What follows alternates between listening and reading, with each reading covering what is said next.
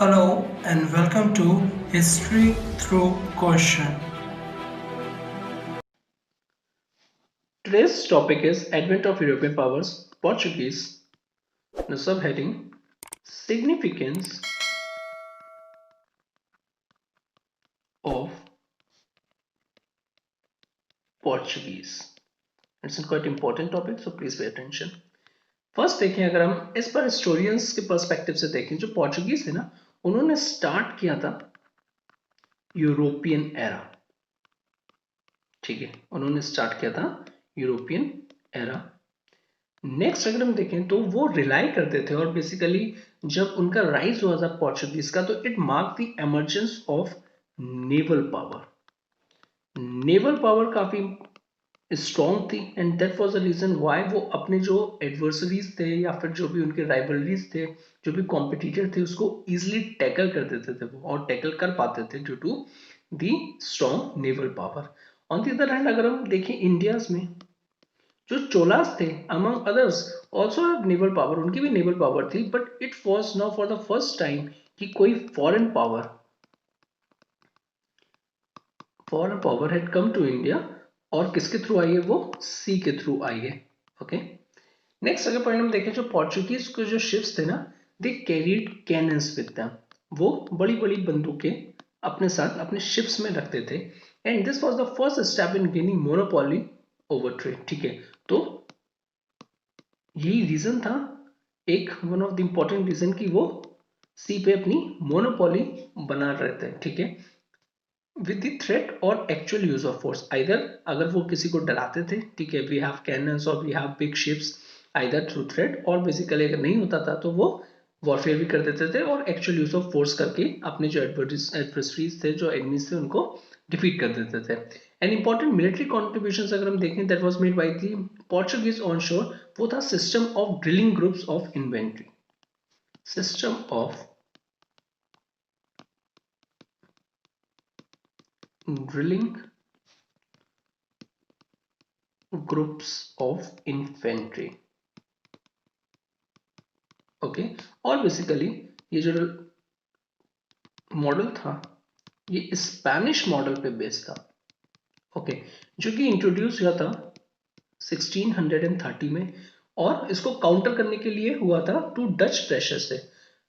सो ये जो प्रैक्टिस थी ना, ये it was first adopted by the French and English, और later taken up by the Marathas and Sikhs. ये प्रैक्टिस मराठास एंड सिख्स ने भी अपने आप में इनकलकेट की, एंड सच आर्मीज ऑफ जो सिपॉयज होते थे ना, वो एक तरीके के न्यू टूल बन गए थे of the empire in India. Okay, next point is, अगर हम मालाबार में देखें, इन 16th सेंचुरी जो पोर्चुगीज थे ना, they showed military innovations in their use of body armour. ठीक है, अपना काफी मिलिट्री के जो इनोवेशंस थे, उनकी काफी प्रिपरेशंस करके आए थे वो लोग, मिलिट्री इनोवेशंस। और क्या क्या आ जाता है उसमें? उसमें आ जाता है आपका body armour, match lock man, आपका गन्स आ जाता है। ठीक है, जो कि शिप्स पे माउंट थी। ओके, नेक्स्ट पॉइंट आ जाता है, जो Portuguese brought India the cultivation of tobacco.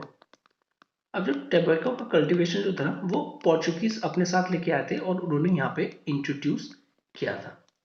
Next is, अगर हम देखें, the first printing press, first printing press जो कि इंडिया में सेटअप हुआ था, वो पोर्चुगीज ने किया था गोवा में, और इसका जो टाइम पीरियड था 556।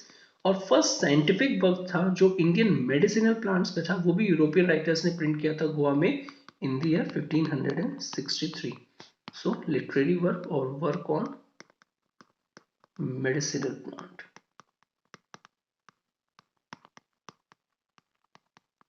ओके, नेक्स्ट अगर हम 1661 में देखें, सो जो किंग थे of the Portugal, that is king of the Portugal, उन्होंने बॉम्बे को दे दिया था to the Charles second of England. Charles second of England as a dowry में। ठीक है, as a dowry, when Charles second जो थे ना, उन्होंने मैरिड किया था किससे? Catherine of Braganza. Next point आ जाता है इसमें कि अगर हम देखें वास्को डी गामा, उन्होंने विजिट किया था इंडिया को 3 टाइम विजिट किया था। और वो बरीड कहाँ है? अभी तक यहां से फैक्चुअल इंफॉर्मेशन मिलती है हमें। वो बरीड कहाँ है? At the fort Kochi. Okay, fort Kochi में वो बरीड है। ऑन दी अदर हैंड अगर हम देख सकें, फ्रांसिस्को जेवियर जो कि एक फेमस सेंट थे, ठीक है, वो भी आए थे इंडिया में in the period of Martin D'Souza. और वो किसके लिए आए थे? Basically to spread Christianity, to spread Christianity in India and in Asia. ना अगर हम देखें, ये जो पोर्चुगीज थे, इनके जो शिप्स थे ना, दे वर मल्टी डेकेटेड, काफी उसमें डेक होते थे, मल्टी डेकेटेड शिप्स, और वो हेवली कंस्ट्रक्ट होते थे, ठीक है। उनका जो कंस्ट्रक्शन था ना, बहुत ही हेवली होता था। और उनके शिप्स के अंदर ये भी एबिलिटी होती थी कि वो विदस्टैंड कर पाए कोई भी टफ टेरेन, टफ टेरेन। तो एक तरीके के वो all time war ready ships थे। और बेसिकली इनको इस तरीके से भी डिजाइन किया जाता था कि वो कैरी कर पाए हेवियर आर्मामेंट। और जब लेटर इंडियंस में जब इंट्रोड्यूस आए, ये बेसिकली इंडियंस में ये शिप्स इस टाइप के आए, तो लेटर इंडियन बिल्डर्स जो थे, हमने भी इनसे अडॉप्ट कर लिया ये technique of ship making. In India अगर हम देखें तो मेमोरी है ना इनकी रिलीजियस प्रोसिक्यूशन की,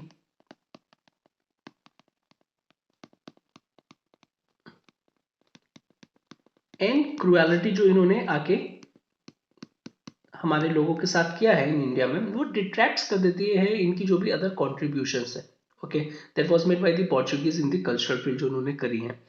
सो हाउएवर, बट हम इतना भी नहीं कह सकते, और बेसिकली हम it can not be forgotten that जो मिशनरीज थे और जो चर्च थे, ऑल वो अपनी क्रिश्चियनिटी को प्रोपोगेट करना चाहते थे, ज्यादा से ज्यादा कन्वर्ट करना चाहते थे, बट जो चर्च थे, ठीक है, वर ऑल्सो द टीचर्स, वो टीचर्स की तरह भी एक्ट करते थे, बेसिकली नॉलेज इंपार्ट करते थे। अलॉन्ग विद द टीचर्स, वो एज ए पेट्रॉन्स की तरह भी इन इंडिया में जाने जाते हैं, patrons of the arts and painter, either carver or sculptor. So अगर हम म्यूजिक में देखें, they were the interpreters not just of the Portuguese but of the European arts to India as well, okay. Next is, अगर हम art of silver smith देखें, art of silver smith and gold Smith, वो भी flourish हुई थी गोवा में during the Portuguese. और जो इंटीरियर ऑफ द चर्चेस थे ना, जो चर्च के इंटीरियर थे, interior of churches that was built under the Portuguese have plenty of wooden work, उसमें काफी ज्यादा वुडन वर्क था और काफी स्कल्पचर्स का भी यूज हुआ था। एंड समटाइम्स जो सीलिंग्स थी ना, उनको भी पेंट किया जाता था प्रॉपर तरीके से। So they are generally simple in their architectural plan, but हाँ, सम एलिमेंट्स जो यूरोपियन एलिमेंट्स थे ना, वो अब इंडियन आर्किटेक्चर में भी विजिबल होने लगे थे, ओके। नाउ जो पोर्चुगीज थे, वो एंटर इंडिया हुए थे with the sword in one hand and crucifix on the other. Finding much gold, they let aside the crucifix to fill their pockets, obviously, and not being able to hold them with the one hand, they were grown so heavy. So they dropped the sword to being found in the posture by those who came after, they were easily overcome. So it was an excerpt of Alfonso de Souza। Basically वो ये कहना चाहते हैं कि जब Portuguese ने enter किया था इंडिया में, तो उनके हाथ में एक तरीके की स्वॉर्ड थी एक हाथ में, और दूसरी में था crucifix in the other hand. Now जब उनको काफी गोल्ड मिला, फाइंडिंग मच गोल्ड, तो दे लेड असाइड द क्रूसीफिक्स, उन्होंने पहले क्रूसीफिक्स को अपने हटा दिया टू फिल देयर पॉकेट्स, ठीक है, गोल्ड को रखने के लिए, and not being able to hold them with the one hand, तब भी जब गोल्ड्स को उनको संभाला नहीं गया एक हाथ से, now they were grown so heavy, उन्होंने फिर जो स्वॉर्ड थी ना उसको भी ड्रॉप कर दिया। 2 and being found in the poster by those who came after that was easily overcome. और ये रीजन था जब उन्होंने दोनों जो उनकी जब एंटर किया था sword on the one hand crucifix, जब उनको दोनों छोड़ के सिर्फ वो अपना ग्रीड में और बेसिकली गोल्ड कमाने में लग गए थे।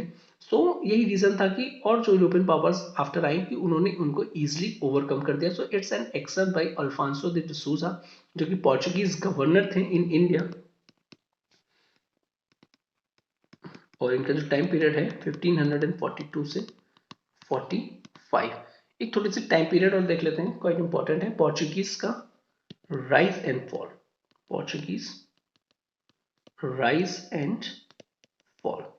सो 1498 में क्या होता है, arrival of Vasco da Gama. Vasco da Gama भाई साहब आ जाते हैं कहाँ पे, कैलिकट में आ जाते हैं। और उनका ग्रैंड रिसेप्शन कौन करता है, by the local king ज़ेमोरिन।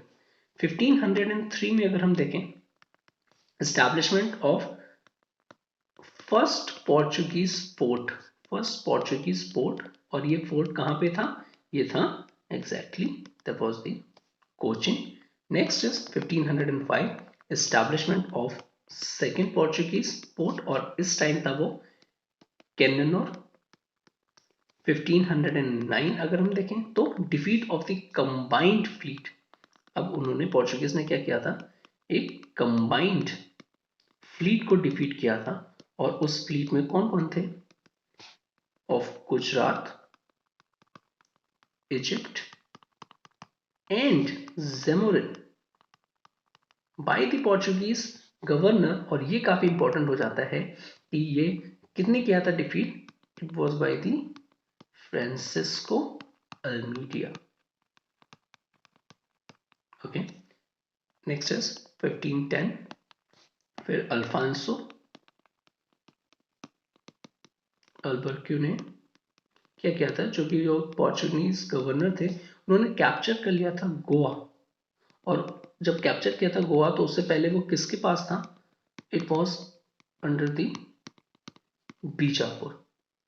Next 1530 में अगर हम देखें, सो डिक्लेरेशन ऑफ गोवा, उन्होंने डिक्लेयर कर दिया था कि गोवा जो है अब वो पोर्चुगीज की कैपिटल है और सेंटर ऑफ पावर है। नेक्स्ट 1535 में उन्होंने सब्जुगेशन कर लिया था ऑफ दीव का, ठीक है। 1559 में पोर्चुगीज ने कैप्चर कर लिया था, पोर्चुगीज कैप्चर दमन। ओके, 1596 में ouster of the Portuguese by the Dutch, ठीक है। अब उनका क्या हो गया था, अब बाय बाय बोलने का टाइम आ गया था पोर्चुगीज को बाय द डच। कहां से, साउथ ईस्ट एशिया से। 1612 में अगर हम देखें तो लॉस ऑफ सूरत, जो सूरत का जो एरिया था अब उन्होंने उसको लॉस कर दिया था और बेसिकली इंग्लिश ने उनसे ले लिया था। 1663 में the Dutch win all Portuguese forts on the Malabar. जो डच थे नेक्स्ट यूरोपियन पावर, उन्होंने विन कर लिया था सारे के सारे ऑल पोर्चुगीज फोर्ट्स। कहां पे, on the Malabar coast, on the Malabar coast. और इस तरीके से हो गया कि पोर्चुगीज अब बाय बाय कर दिया उनको, that is the oust of Portuguese.